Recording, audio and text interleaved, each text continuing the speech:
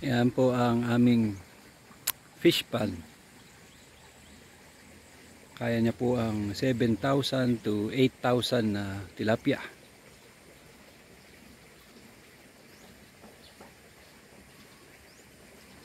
Ongoing na construction po. Munting bahay.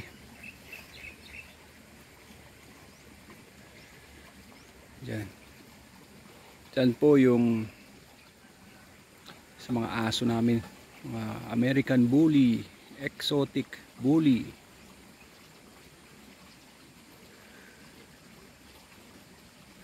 Masarap po dito sa farm, sariwa. Ayan po, may mga bibe yan. Meron din po tayong mga native na manok.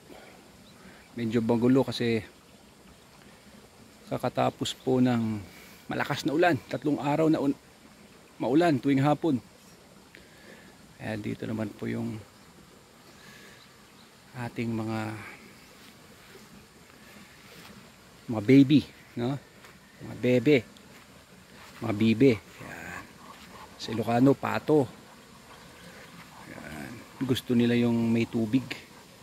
Kasi itong mga to malilinis sa katawan. Gustong gusto nila nililinis yung katawan nila. Ayan o.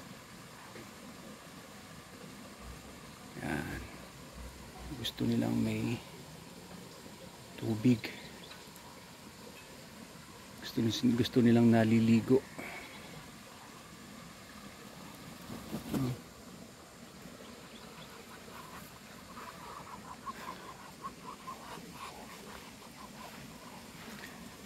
Pakita ko po sa inyo yung mga nangingitlog. Yan. Malakas po ang tubig sa irrigation, no? Yan. Lakas. Opo. Ay, meron dun nangingitlog.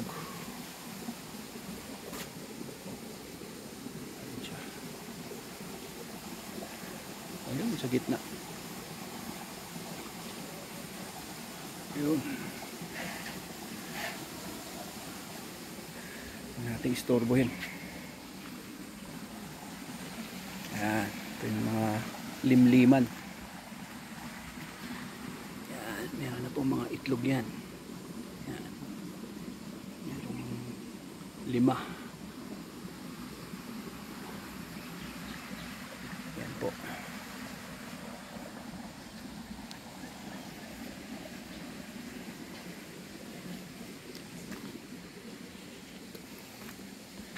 Dito naman yung aming mga manok. Nakawala yung iba. Masarap po yung roaming. Yan po. Mga native. Yan. May mga nakawala dyan na mga bibe. Yan. Balak po namin maglagay ng Peking duck. Masarap daw po ina-adobo yun eh. Ayan, puntahan natin yung mga aso ko. Ayan. Free roam. Ay, kay sarap po ng native na manok. Ayan. Ito yung ating mga alagang aso. Dog lover din po tayo.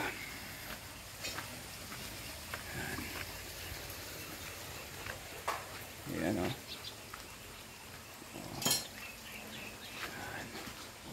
Ito yung mga aking mga pambato dito. Mga veneno yung mga yan. Ito po, imported po ito.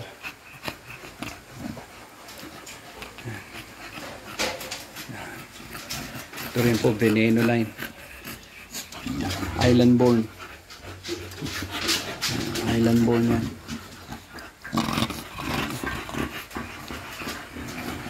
Choco try. Ito yung apo, old school to, old school na lahi.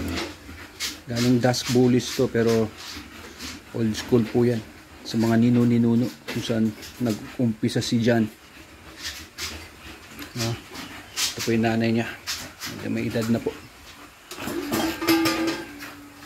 Dahil biyanan ko po si Sandro, ang pangalan nito si PJ po. Ayan, Freak Tip Junior. Hindi po si Daking ha. Ayan. Meron din akong Belgian.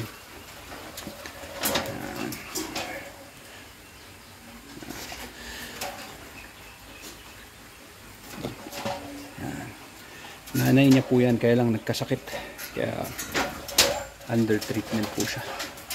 So yan po, yan ang ating stress reliever po na farm, no. Sarap po dito.